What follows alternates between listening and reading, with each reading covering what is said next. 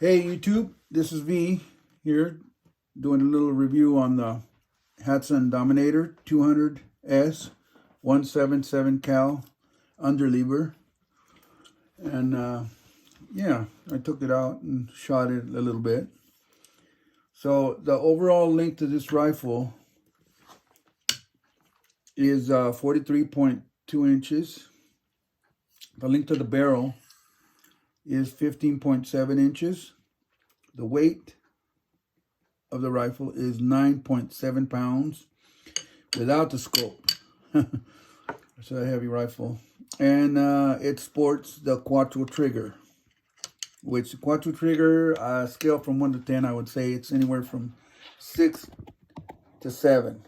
Being the Viroc / Beeman record trigger way up at the top, a 10, and same as the Air Arms and the T6 trigger off the Diana RWS air rifles. Those are top 10. So anyway, the rifle has a dual scope rail, which is 22 mm here, which is a Weaver.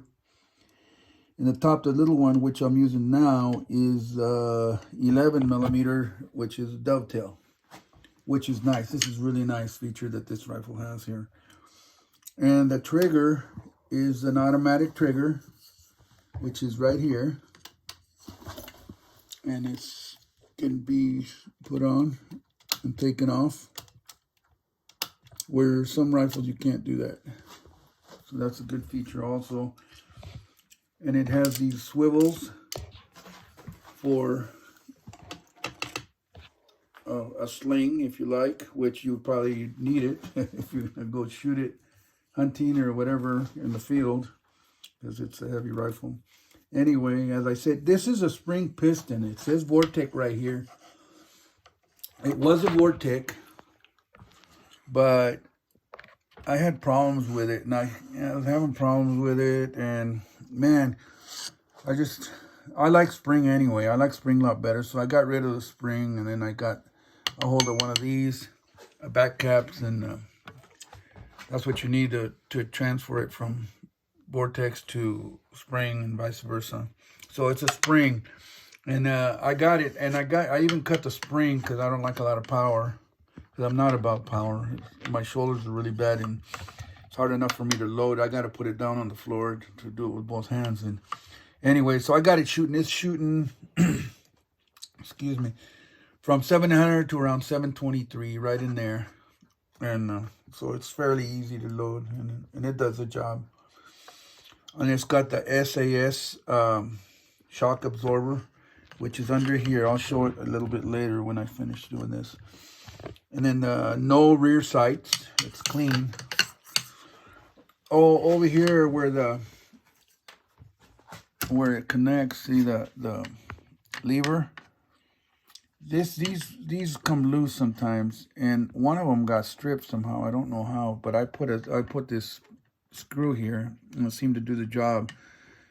But yeah, and then if it'll come loose, and it'll loosen this up. But I did that, no problems.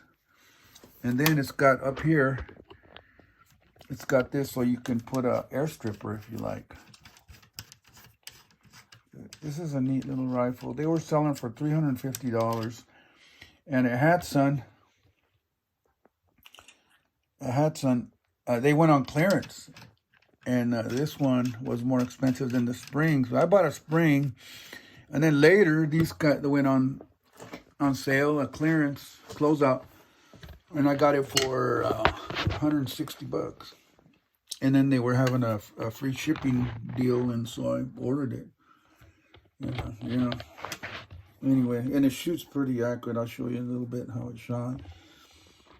So it's rated initially brand new. It's rated at 950 feet per second. Now I don't know if it ever did that. I do have a chrony, but I didn't chrony it.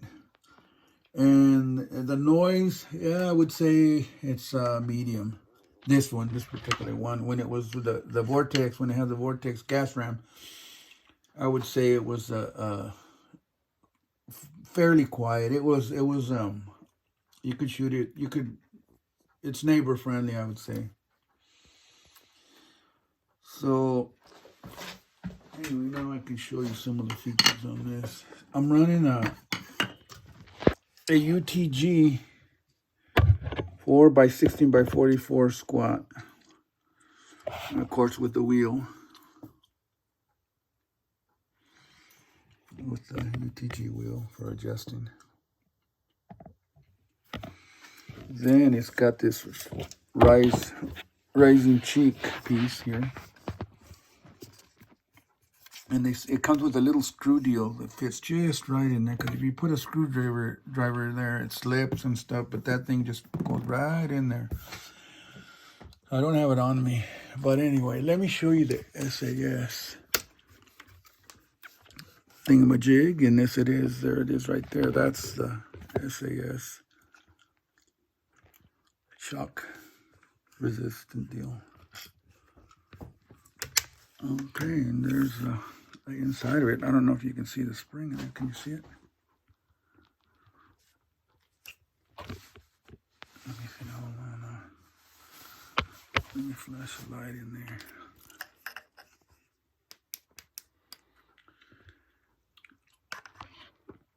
there. Yeah, there's a spring. So, yeah, there's a piston.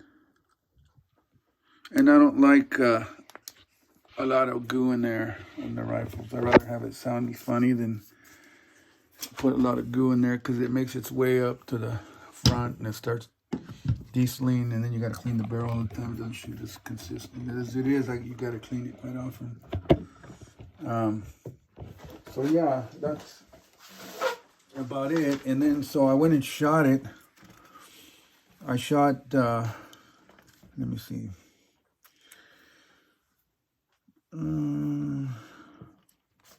Here's the, can you see it good right there? Here's some patterns. This is a FX 8.4 grain. I believe there's 6 shots right there, but you guys, you know. And then here's the H&N Field Target Trophy 8.64 grains. Now this is shooting for groups. I'm not trying to get the, as you can tell, the dot. And then here's the SIG 0 8.18 grains. I got 6 shots there. And then over here I got the Crossman hollow points, 7.9 grains. 1 flyer. This is a dime, by the way. Yeah, and so these patterns aren't too bad. Here's the H&N Barracudas, 10.65 grain. Now these guys here, that should go right there. Let me see. It ripped the paper right there. I had 1 flyer over here, but normally they're pretty tight, right, like around right here. There's another. Even though it's inside the dime, I would call it a flyer. And yeah, that's about it. And here's where I wrote that I converted it. And there's speed of shooting. So it went in the target when I first started shooting it. I had this paper and I didn't realize till I got back there, and I wasn't about to walk back and change it, but it said 11 yards. Well, it was 27 yards, not 11 yards. Anyway, that's about it. Thank you very much, and have a great day.